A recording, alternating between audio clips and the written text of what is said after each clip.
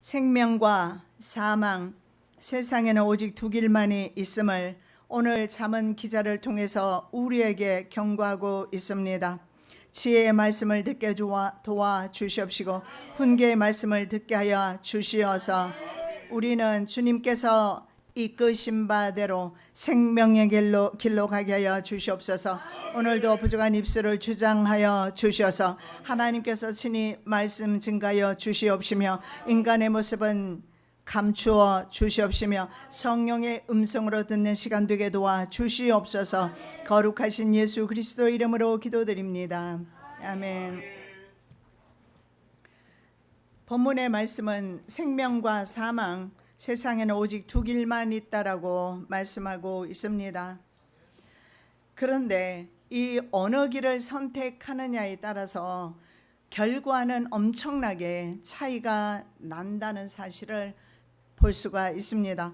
여호와 경외를 통해서 지혜를 소유한 사람, 의인은 생명을 소유합니다. 그러나 미련한 자의 마지막은 사망이라고 말씀을 하고 있습니다. 아비가일과 나발 부부를 보면 알 수가 있습니다. 부부는 어쩌면 부부였지만 완전히 다른 길로 갔던 것을 보게 됩니다. 사무엘상 25장 3절에 보면 아비가일은 청명하고 지혜가 있었습니다.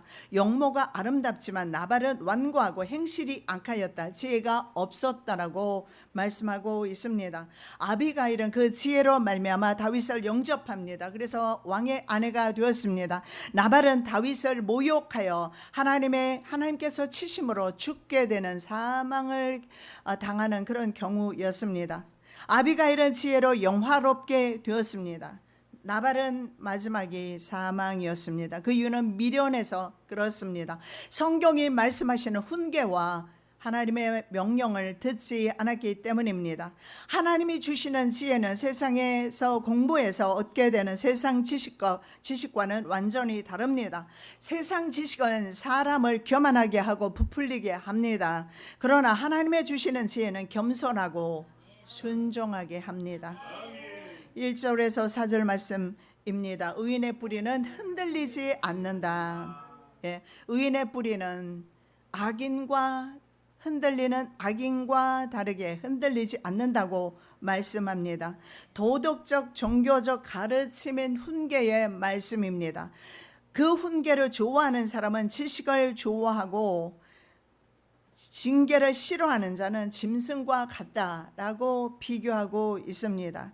훈계를 좋아하는 사람은 하나님의 지식을 사랑하게 되어 있습니다. 반면에 징계를 싫어하는 사람은 하나님의 경고의 말씀을 듣지를 않겠지요. 그래서 훈계를 좋아하는 사람은 책망을 통해서 자기 발전과 그리고 생명의 지혜를 소유하게 됩니다. 그래서 지혜 있는 사람은 늘 성장하게 되어 있습니다. 그 자리에 머물러 있지 않습니다. 어제보다 오늘이, 오늘보다 내일이, 올해보다 내년이 영적으로 정신적으로 성장하게 되어 있는 것입니다. 내적으로 외적으로 행위를 지도해 주는 것이 바로 지혜입니다. 지식입니다. 그래서 지식을 좋아해서 습득하는 사람들입니다. 자, 훈계의 동의어가 바로 징계입니다. 그래서 훈계나 징계나 같은 말씀입니다. 훈계라는 것은 바로 징계의 의미가 들어있기 때문에 그렇습니다. 그런데 징계를 싫어하는 사람은요, 이성적 분별력이 없습니다. 자기 생각대로 사는 사람이고 자기의 욕심을 따라 살아가는 사람입니다. 그래서 성경에는 바로 본능에 충실한 짐승과 같다, 이렇게 말씀하고 있습니다. 이스라엘 백성은 짐승보다 오히려 그 본능에 충실하지 못한다고 이사야 선지자를 통해서 책망을 받고 있습니다. 소는 그 임자를 알고 나귀는 주인의 구유를 알건만은 이스라엘은 알지 못하고 나의 백성은 깨닫지 못하는도다 하셨도다. 인생이 어디에서 와서 어디로 가고 있는지 이스라엘은 알지 못합니다.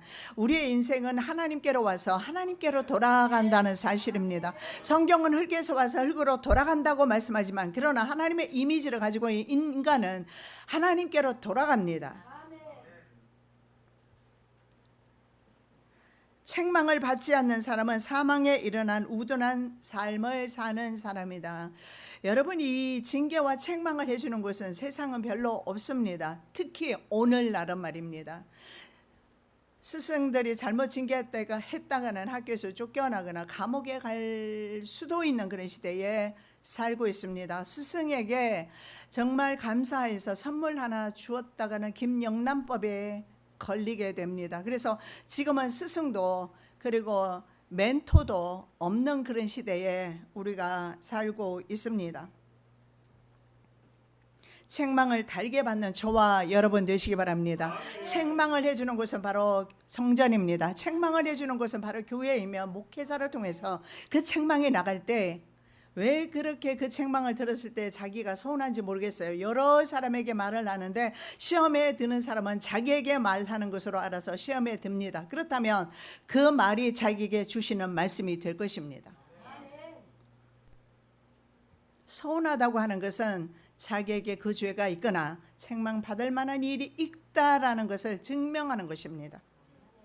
그래서 많은 사람이 서운해서 교회를 떠나는 것을 저는 평생 목회하면서 봐왔습니다. 그런데 성경 말씀은 책망으로 온통 되어 있습니다. 징계로 되어 있습니다. 우리의 정신을 징계하고 영혼을 징계해서 하나님께서는 우리의 영혼을 천국으로 드리기 위해서 징계하시기 때문에 그렇습니다. 아무리 징계를 세게 하신 분 한 사람이 있다 한들 예수님보다 더 독하게 말씀하신 분은 없을 겁니다. 예수님은 독사의 새끼들아, 그렇게 사람들이 떠받치는 지도, 종교계 그리고 정계 지도층의 사람들을 보고 이 독사의 새끼들아, 이렇게 말씀했던 분입니다.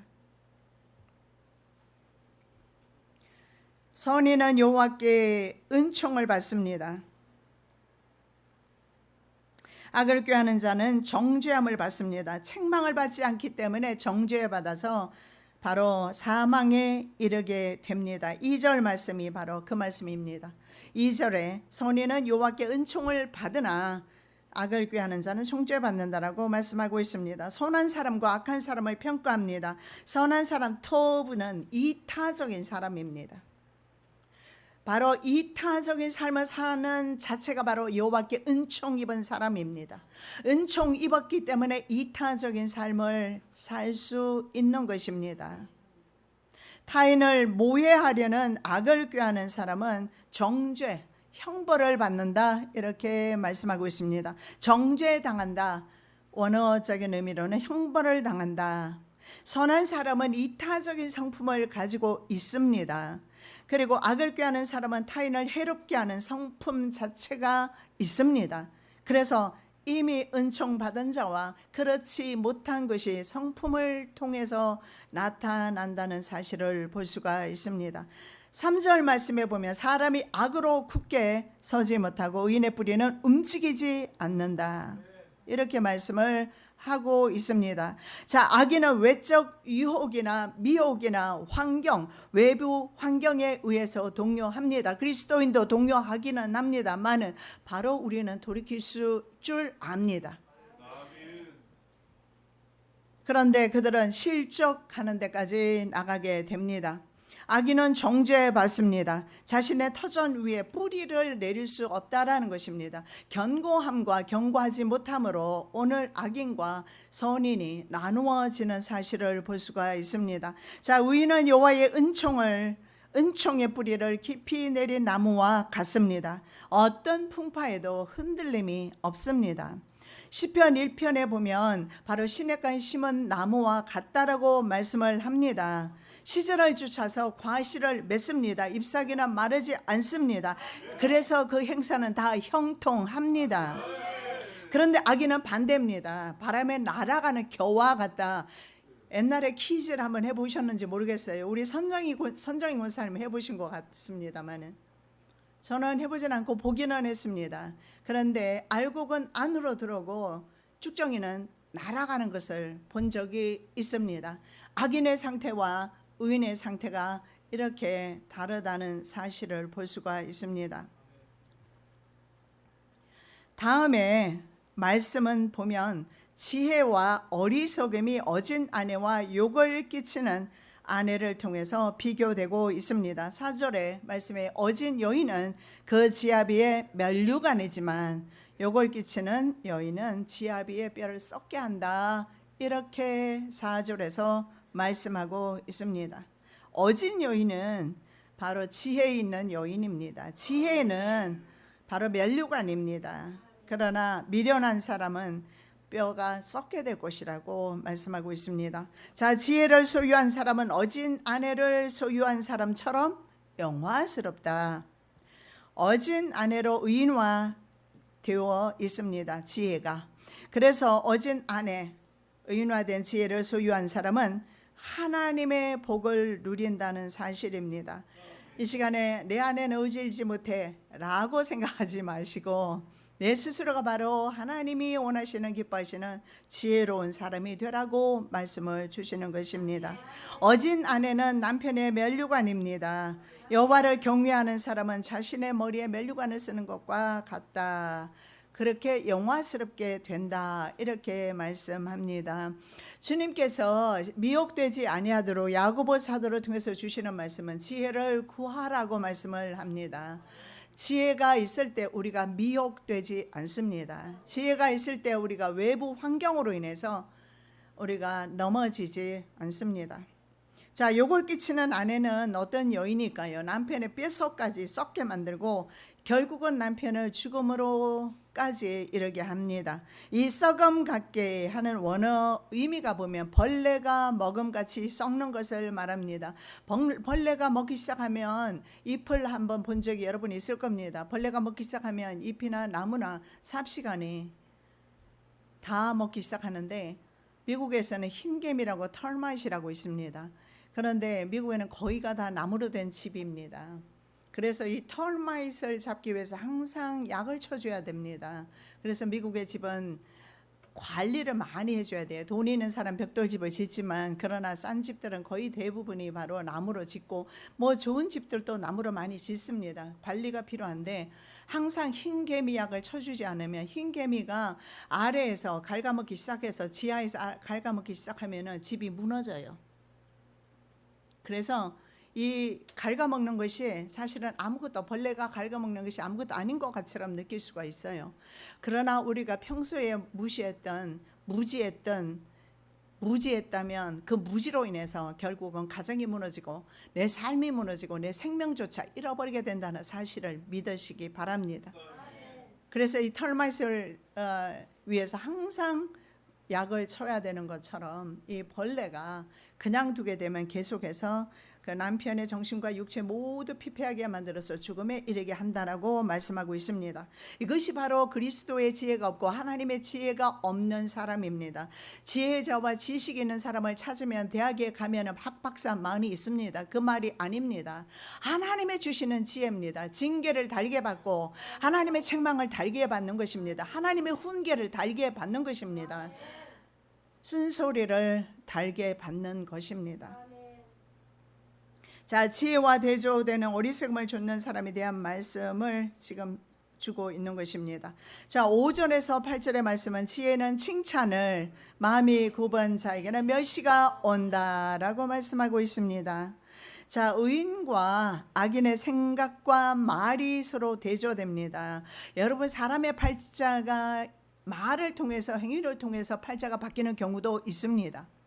천냥빚도 갚을 수 안 갚아도 됩니다. 선한 말로 인해서. 그래서 의인의 그 사람의 말과 행위가 얼마나 중요한지 말씀을 하고 있는데 둘의 삶은 완전히 대조적인 결과들을 가져온다는 것입니다. 자, 악인에게는요 멸시가 옵니다. 의인에게는 칭찬을 더해 주신다라고 말씀합니다. 그래서 5절에 의인의 생각은 공직하다. 그리고 악인의 도모는 괴휼이다. 이렇게 말합니다. 생각 자체가 벌써 틀렸습니다. 악인의 생각은 틀려 먹었습니다. 악인의 생각 자체는 벌써 괴휼입니다. 두 사람의 생각의 차이가 극명합니다. 의인은 차디킴입니다. 공정한 자, 합법한 자라는 의미가 있습니다. 바로 의인은 공정한 사람이며 합법적인 그런 사람인 것을 볼 수가 있습니다. 내적으로 바르고 공정한 사람입니다. 의인 자체가 바로 정직한 사람입니다. 그러나 악인은요, 악인의 궁리 자체는 속임수로 가득 차 있습니다. 그래서 그의 생각의 결과로 남을 속이는 삶을 살 수밖에 없는 것입니다. 하나님 없이 속임수로 사는 사람의 결과는 뻔합니다. 그래서 잠언의 말씀에 보면 속이는 좋을 줄을 사용하면 안 된다라고 합니다. 남을 속이는 것은 안 된다라고 말씀하고 있습니다. 자, 6절에 악인의 말은 사람을 엿보지만 그러나 피를 흘리는 것이다. 정직한 자의 입은 사람을 구원한다. 자, 우리의 입술은 통일한 입술이지만 성도의 입술은 다른 사람을 유익하게 하고 이타적인 삶을 살아가는 사람이며 다른 사람을 구원하는 데까지 갑니다. 말의 차이가 참으로 극명합니다. 거짓 증거나 비난이나 중상모략은 타인을 해하는 음모로 가득한 악인의 말로서 다른 사람에게 거의 재앙 수준의 것을 가져다 줍니다. 저도 세상 참 살면서 그리고 목회하면서 정말 억울하고 속상하고 그런 거짓 비난들과 거짓 증거들과 중상모략을 당하면서 심지어는 내가 뒤로 지나가고 있는데 앞에 두 여자가 앉아서 그렇게 중상모략하고 욕하는 것을 들으면서 지나갔던 적도 있습니다. 그렇게 했을 때 내 마음은 언제나 주님 앞에 있기를 원했고 동요하지 않았습니다. 여러분, 의인은 동요하지 않는 것입니다. 환경과 타인의 말과 중상모략에 동요하지 않습니다. 왜냐하면 시냇가에 심긴 나무가 웬만하면 마르지 않습니다. 물이 마르지 않기 때문에, 시냇가는 마르지 않기 때문에, 그래서 시냇가에 심긴 나무는 마르지 않습니다. 우리의 영혼은 천국에 소망을 두고 있고 우리의 마음은 하나님께 있고 우리의 걸어가는 길은 천국을 향해서 가는 것이며 목적지가 다르기 때문에 굳이 우리가 세상 일로 인하여 이런 작은 잡다한 일로 인하여서 내 마음을 쓸 필요도 없고 내 마음이 움직일 필요가 동요가 일어날 필요가 없는 것입니다. 예, 그렇습니다. 이런 중상모략을 당할 때 심령이 상하는 것은 사실이지만 중요한 것이 있습니다. 그들이 내가 차단하면 내 마음까지 그들은 다치게 하지 않습니다. 내가 차단하면 되는 것입니다.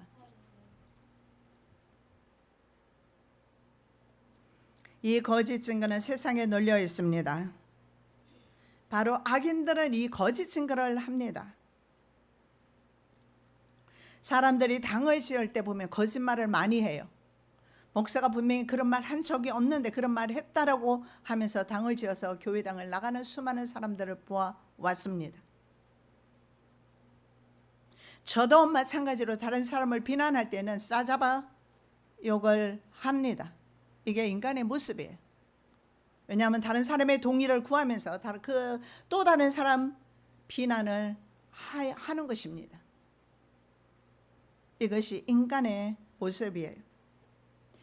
그런데요, 우리 그리스도인은 그런 일들을 피해야 합니다. 거짓 증거하지 말아야 합니다. 왜냐하면 요한 사도는 거짓의 아비가 마귀라고 했습니다. 그는 본래부터 거짓말하는 자라고 했습니다. 왜냐하면 네가 이 선악과를 먹으면 하나님처럼 될 거라고 했지만 인간에게 죽음이 왔습니다. 그는 처음부터 인간들에게 거짓말을 했습니다. 사탄은 이렇게 말합니다. 욥이 어찌 까닭 없이 하나님을 경외하겠습니까? 하나님께서 그 집과 모든 소유물을 산울 울타리입니다. 울타리로 둘러주셨지 않습니까? 그래서 그 손으로 하는 모든 것을 복되게 해서 그 소유물이 쉽게 말하면 땅에 널렸습니다. 그렇게 복받았으니 그가 여호와를 경외하지 않겠습니까? 이제 그 복을 한번 쳐보십시오. 그가 하나님을 저주하지 않겠습니까? 이렇게 중상모략하며 하나님께 말했던 것이 사탄이었습니다. 그래서 요한계시록의 말씀에 보면 사탄은 참소하는 자다. 여러분, 우리 성도는 참소하는 입술이 되어서는 안 됩니다. 다른 사람을 유익하게 하고 다른 사람을 세우는 언행으로 살아야 합니다. 내가 또 들으니 하늘에 큰 음성이 있어 가로되 이제 구원과 능력과 나라와 또 그의 그리스도의 권세가 이루었으니 우리 형제들을 참소하던 자, 곧 우리 하나님 앞에서 밤낮 참소하던 자가 쫓겨났고. 여러분, 남의 말을 하다가 여러분 퍼뜩 생각이 나면 이 마귀와 똑같은 짓을 내가 하고 있구나 생각해 주시고 기억해 주시기 바랍니다. 마귀는 참소하는 놈이에요. 항상 그리스도인들을 어떻게 언제 밤낮 없이 우리는 자는데 참소합니다. 마귀입니다. 그 참소하는 자는 쫓겨나게 되어 있습니다. 자, 스가랴 선지자는 환상을 보는데 대제사장 여호수아가 더러운 옷을 입고 있는 것을 봅니다. 그리고 여호와의 사자 앞에 서 있습니다. 속절없이 그 죄로 말미암아 더러운 옷을 입은 것은 죄입니다. 죄를 가지고 여호와의 사자 앞에 서 있는데 사단은 그의 우편에 서서 그를 대적하는 것을 환상 가운데 봅니다. 그래서 마귀의 이름은 대적자입니다. 정직한 사람의 입은 해 받은 사람이라도 구원해 낼 능력이 있습니다. 해를 받은 사람, 그런 사람일지라도 정직한 사람은 도와줄 수가 있어요. 정직한 사람의 입술은, 저는 제가 미국 갈 때 참으로 어려운 가운데서, 가정이 어려운 가운데서 하나님께서 가라고 해서 갔습니다. 그래서 제가 주님께 물었어요. 하나님, 제가 왜 미국을 가야 합니까? 그리고 이렇게 아픈 가운데서, 이렇게 고통 가운데서, 내 가정이 찢어지는 고통 가운데서 내가 미국을 가야 합니까? 물었어요. 그랬더니 하나님께서 내가 아파 보지 않고서 깨어지는 가정을 네가 어떻게 세워줄래? 그래서 네가 아프단다. 그래서인지 몰라도 저는 미국 가서 자살하려는, 특히 국제 결혼하신 분들이 많이 외롭습니다. 음식도 말도 안 통해요. 우리는 놀았다, 샛놀았다, 누르다, 뭐 누리끼리 하다, 뭐 이렇게 다 표현하잖아요. 아무리 영어를 잘해도 영어 표현을 이렇게 표현을 할 수가 없어서 답답함이 있어요. 그래서 국제 결혼하신 분의 집에 가면은요, 항상 한국 음식이 한상 차려져 있습니다. 나를 위해서 준비했나 착각했어요. 처음에는 보니까 자기 먹고 싶어서 한 거예요. 미국 사람은 그걸 잘 안 먹잖아요. 그렇게 외롭게 살아가는 사람들, 삶의 무게에 지쳐서 자살하려고 했던 사람들, 이혼하려고 했던 사람들, 수많은 사람들을 저는 한 것이 없습니다. 그리스도의 말씀 가지고 갔고, 그리스도의 말씀을 그들에게 주어서 용기를 주어서 그들이 살아나는 것을 보았습니다. 우리의 입술은 그러한 입술, 살려주는 입술이 되어야 될 줄로 믿습니다.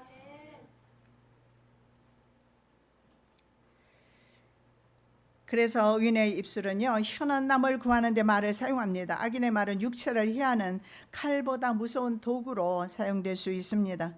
외경 지혜 문서 집회서라는 것이 있습니다. 28장 18절에 이렇게 나와 있습니다. 칼로 죽은 사람이 많이 있지만 혀에 의해서 죽은 사람이 더 많다.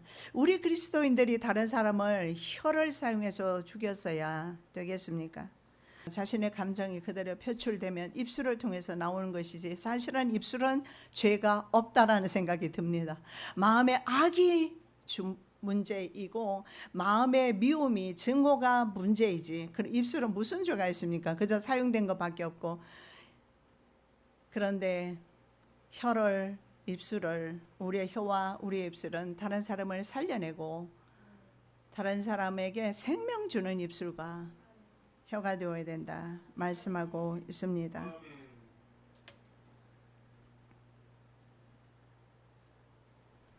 실제로는요, 악인은 엎드러진다고 말합니다. 소멸된다라고 말씀합니다. 의인의 집은 서 있다, 이렇게 비교되고 있습니다. 하나는 쓰러져 없어지고 하나는 서 있다. 완전히 반대 현상입니다. 자, 생각에 대해서 5절에서 말씀하고 6절에서 말에 대해서 말씀을 합니다. 그리고 이제 7절에서 그 결과를 보여주고 있는 것입니다. 자, 악인과 의인에게 임하는 여호와의 심판의 차이가 있습니다. 아직은 심판이 없는 것 같습니다. 이렇게 말할 수 있는지 몰라도 우리 인생 아직 끝나지 않았어요. 끝날에 우리의 집은 모래 위의 집이 되었어야 되겠습니까?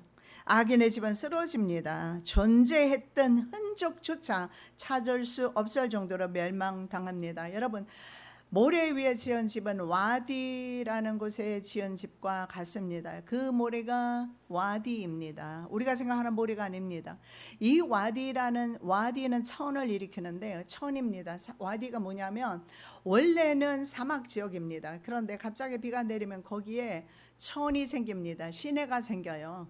그래서 그곳을 와디라고 하는데, 그런데 그곳에 집을 지었을 경우에 갑자기 비가 내리면 그 집은 완전히 흔적도 없이 자취를 감추게 되는 것입니다.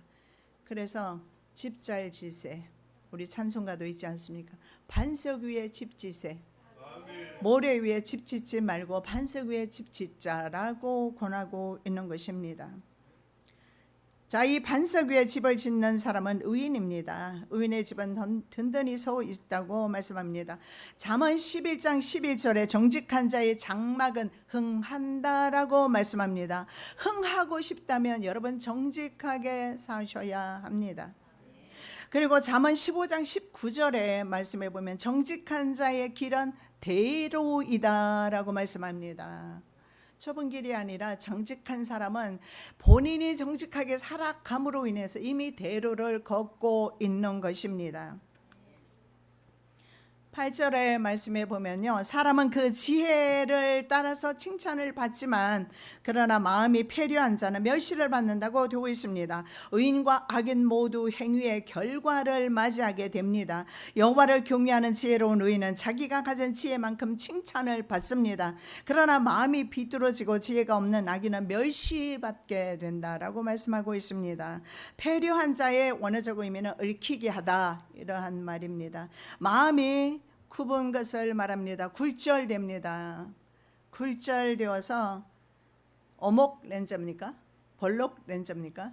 어목 렌즈예요. 빛을 비치면은 어떻게 됩니까? 빛이 굴절되는 것을 보게 되는 것입니다. 심령이 이렇게 굴절되면 보는 것마다 다 삐딱하게 봅니다. 무슨 말을 해도 제대로 듣지를 못하고 언제나 삐딱하게 듣습니다.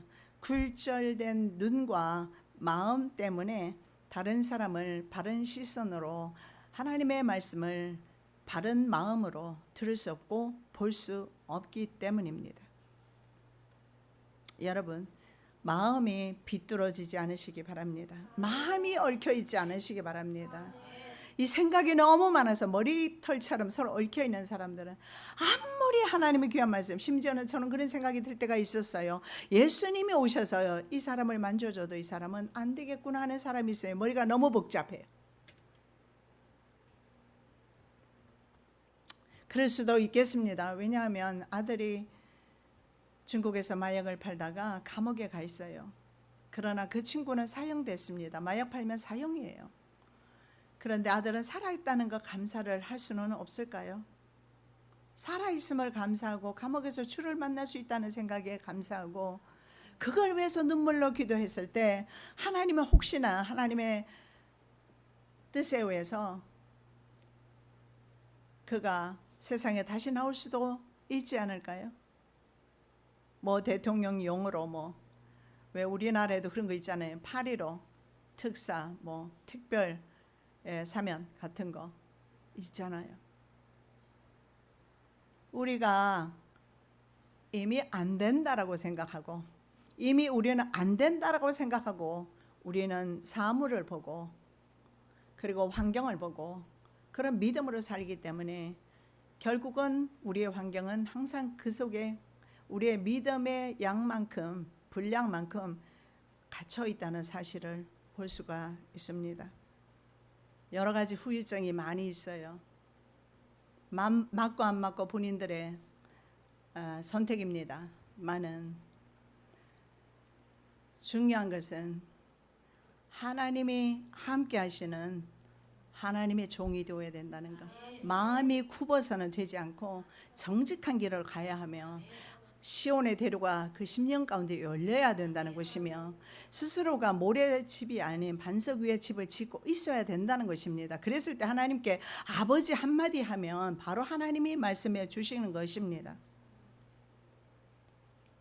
굴절된 눈과 마음으로 사물이나 환경이나 사람을 보지 않으시기 바랍니다. 자, 9절에서 12절입니다. 악인은 불의한 이익을 탐하나 의인은 뿌리로 결실합니다. 자, 비천히 여김받는 사람이라도 9절에 보면 정을 부리는 자는 스스로 높은 채하고 음식이 핍절함보다 한 사람보다 낫다라고 말씀합니다. 자, 업신여기도 남의 이목을 의식하지 않습니다. 예, 그렇습니다. 남의 이목을 의식하지 않고 살 수는 없습니다. 저는 미국에 살면서 수많은 핸디캡들을 본 적이 있습니다. 이상한 사람, 심지어는요 완전히 이렇게 뚱뚱한 사람을 본 적도 있고요. 그런데 미국 사람들은 지나갈 때 그 어떤 누구도 그 사람을 뒤돌아보면서 쳐다보는 사람이 없어요. 그런데 한 번은 교회 오면서 보니까 어떤 사람이 이 다리가 완전히 이렇게 반대로 다리가 앞으로 이렇게 두어야 되는데 완전히 이렇게 안쪽으로 굽어져 있는 사람. 그러면서 절뚝거리면서 걸어가니까 사람들이 뒤돌아보면서 쳐다보는 것을 봤습니다. 너무 우리는 남을 의식 많이 하면서 신앙생활도 하는 것 같습니다. 헐에 허식 부리지 말고 실속 차리는 것이 가진 것도 이런 것도 없이 헛셈만 부리는 사람보다 낫다라고 말씀하고 있는 것입니다. 여호와의 자녀들은 남들이 알아주든 알아주지 않든 내실 있는 삶을 사는 것입니다.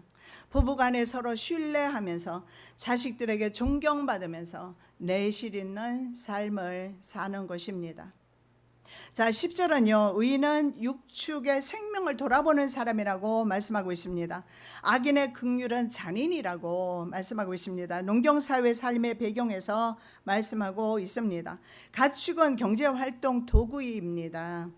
잘 돌보는 것이 바로 지혜로운 사람입니다. 그런데 악인은요 긍휼을 베풀기는 하는데 그 긍휼조차도 결과는 잔혹함이라는 거예요. 긍휼을 직역하면 악인의 내장이라는 의미도 있습니다. 이 유대인의 관점에서 보면 유대인들은요 바로 동정심이 나오는 것이 바로 내장이랍니다. 내장. 왜 그렇게 생각하는지 모르겠어요. 마음이 아니고 내장에서 바로 이래 다른 사람을 긍휼히 여기는 마음을 가진다라는 것입니다. 그래서 심지어는 의인은 말입니다. 육축까지도 가축까지도 긍휼히 여기는 마음을 가집니다. 그런데 이 가축을 잔인하게 살해하는 사람들도 있습니다. 뭐 뿔이라든가 이런 것을 취하기 위해서 가축을 무자비하게 죽이는 사람들도 있지요. 간 같은 거 이런 것을 취하기 위해서. 그래서 악인은 심지어는 긍휼을 베푼다고도 하지만 그 긍휼 자체가 잔인이라는 결과로 나타난다라는 것을 말씀을 합니다. 11절도 역시 농경사회가 삶의 배경입니다. 자기 토지를 경작하는 사람은 먹을 것이 많고 방탕한 것을 따르는 자는 지혜가 없다고 말씀하고 있습니다. 열심히 자기 토지를 경작하고 열심히 자기 육축의 생명을 돌아보는 사람이 지혜롭다. 이거 당연한 것이 아닙니까? 자기 것인데. 그런데도 불구하고 이런 작은 소소한 책임이지만 이런 것도 하지 않는 게으른 사람, 방탕한 사람이 있다라는 것입니다. 일확천금을 누리는 사람들 말입니다. 자, 자기 토지를 경작하는 사람과 헛된 일확천금을 누리는 사람이 바로 비교가 되고 있습니다. 여러분 아담을 보십시오. 그 인간이 아니라고 말할 수가 있겠습니까? 아담은 원래 토지 경작인이었습니다. 하나님께서 토지를 잘 가꾸라고 말씀하셨는데 일확천금 내지는 더 나아가서 신처럼 되려는 욕심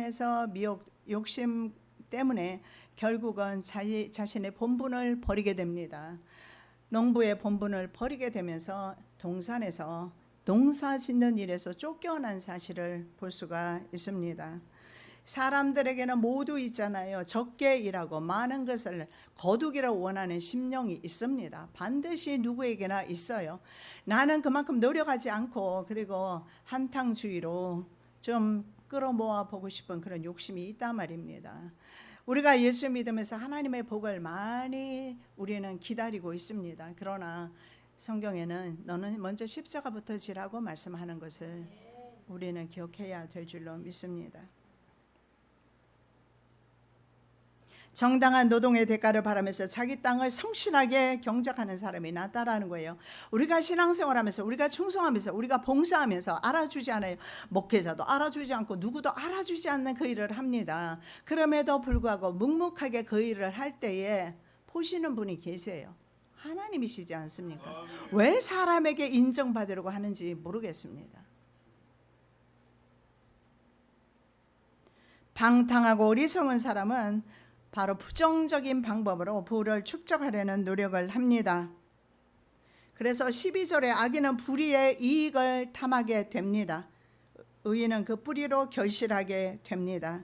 헛된 것을 꿈꾸며 불의한 이득을 탐내는 악인과 다르게 지혜로운 의인은 성실하다는 것입니다. 성실합니다. 그래서 기경하여 씨를 뿌리고 열매를 맺고 추수를 합니다. 우리 교회에 성실한 분, 대표적인 분 두 사람이 있잖아요. 그죠? 전도사님 한 분하고 권사님 한 분하고 요령을 몰라요. 좀 유도리 있게 좀 해야 되는데 그것도 몰라요. 화장실에 갈 때도 오직 한 곳에만 갑니다.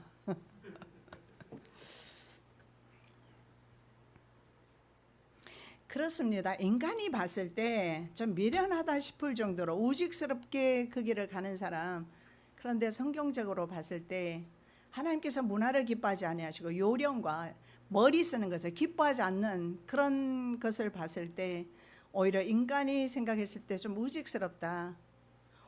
어떻게 하나밖에 생각하지 못할까? 좀 두 개, 세 개를 하면 좋잖아요. 우리 식구들은 좀 그런 편이거든요. 운전을 하면서도 보고 또 전화도 받고 그렇게 하는데 우리 식구 중에 한 사람은 절대 그러고 못하는 사람이 있어요. 운전대만 붙잡고 가야 되는 사람이 있어요. 답답하지요. 그런데 하나님께서는 그 사람을 더 사랑하신다는 거예요.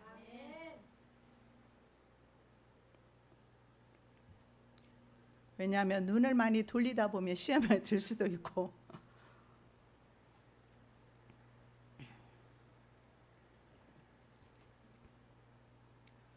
자, 이런 사람은요 성실합니다. 그래서 기경합니다. 씨를 뿌리죠. 땅을 일구고 그리고 씨를 뿌리고 그리고 추수 때가 되면은 추수를 합니다. 땀 흘려서 노력한 대가를 정당하게 받는 것이 바로 하나님의 지혜를 소유한 사람입니다. 과도한 경제 활동으로 인해서 돈에 집착해서 하나님을 잊는 것은 더 큰 문제입니다. 열심히 일하는 것 주님이 장려하시지만 그러나 그것이 욕심이 되어서 경제 활동을 과도하게 해서 하나님을 잊어버리거나 너무 피곤해서 하나님께 예배하지 못하고 기도드리지 못하는 것은 더 큰 문제가 될 것입니다. 자, 13절에서 14절은 지혜로운 사람과 어리석은 사람의 말과 행실이 다르다라고 말씀하고 있습니다. 지혜로운 자와 어리석은 사람의 말과 행실에 관련된 것임을 알 수가 있습니다. 13절은 악인의 입술의 허물로 인해서 그물에 걸리지만 의인은 환난에서 벗어나게 될 것이다. 자, 입술의 허물은 문자적으로 말하면 입술의 범죄입니다. 자, 악인은 말입니다. 입술로 범죄해서 자기 그물에 걸리게 된다라는 것입니다. 결국은 악인은 입술을 덫과 같이 놀렸기 때문인 것입니다. 그래서 자기가 그 입술을 놀려서 의인을 잡으려 했지만 오히려 덫에 걸리는 사람은 자기 자신이다. 보응이 자신에게 돌아온다는 것을 말씀하고 있습니다. 그러나 반면에 의인은 어떻습니까? 의인은요 입의 열매로 인해서 복록에 족합니다. 선한 것으로 만족하게 삽니다. 여러분 삶 가운데 여러분 만족한 그런 마음이 듭니까? 불만족스러울 것입니다. 여러분 세상 끝날 그때까지 불만족스러울 것입니다. 그러나 하나님이 기뻐하시는 의인은요 언제나 어디서나 먹을 것이 없어도 만족함으로 기쁨으로 감사함으로 살 수 있는 것입니다. 다윗의 영성은 궁정이 아니라 궁궐이 아니라 광야에서 더 깊었고 더 하나님을 찬양했고 그 아름다운 찬양시가 대부분이 바로 광야가 배경이었다는 사실을 기억하시기 바랍니다. 의인은 악인이 쳐놓은 덫을 피할 수 있습니다. 재난에서 벗어나는 지혜가 있습니다. 악인은 남을 해하기 위해서 입술을 놀립니다. 결과 자신에게 해가 됩니다. 그래서 지혜로운 사람은 생명을 얻지만 어리석은 사람은 사망에 이르게 됩니다. 자, 14절은 말입니다. 마지막 절 14절은 사람은 입의 열매로 인해서 복록에 족하고 손에 행한 대로 자기가 받는다. 중요한 말씀입니다. 내 손이 무엇을 행하느냐에 따라서 그대로 받는다는 것입니다. 그리고 입술의 열매가 복이 된다라는 것입니다. 말과 행동의 문제가 어떤 결과를 가져오는가? 결국은 지혜로운 사람은 그 열매를 지혜로움으로 말미암아 생명의 열매를 맺게 될 것입니다. 선한 열매를 맺게 될 것입니다. 그의 행동 역시 그대로 선한 열매로 맺게 될 것입니다. 우리에게 주님의 주시는 말씀은 심은 대로 거두게 된다. 그래서 오늘부터 저와 여러분은 악을 심지 마시고 부정적인 말을 심지 마시고 부정적인 생각을 심지 마시고 바로 하나님의 기뻐하시는 말과 행위를 심으시기 바랍니다. 갈라디아 6장 7절 8절 말씀입니다. 스스로 속이지 말라. 하나님은 만홀이 여김을 받지 아니하시나니 사람이 무엇으로 심든지 그대로 거두리라. 자기의 육체를 위하여 심는 자는 육체로부터 썩어진 것을 거두고 성령을 위하여 심는 자는 성령으로부터 영생을 거두리라. 결국은 우리의 말과 행위가 하나님 앞에 서게 되었을 때 반드시 심은 대로 거두게 될 것이다. 그래서 하루를 육체가 아닌 성령으로 사시는 저와 여러분 되시기 바랍니다. 그것이 바로 하나님 앞에서의 삶입니다. 그것이 코람데우라고 합니다. 코람데우, 하나님 앞에서 사시는 저와 여러분 되시기 바랍니다. 살아서 역사하시는 아버지 하나님, 우리 언행을 살피시는 여호와 하나님, 의인은 생명으로 악인은 사망으로 세상에는 오직 두 갈래 길밖에 없습니다. 우리가 무엇을 심든지 그대로 거둔다라고 말씀하고 있습니다. 우리 성도는 하나님 앞에 살고 있습니다. 언행을 삼가 조심하게 도와주시고 하나님이 언제나 보고 계신다는 믿음 안에서 우리는 두려움 가운데서 우리 언행을 조심하게 도와주시고 삼가하게 도와주시고 우리의 언행을 통해서 다른 사람에게 유익이 되며 이타적인 삶을 살게 하여 주시옵소서. 거룩하신 예수 그리스도 이름으로 기도드립니다. 아멘.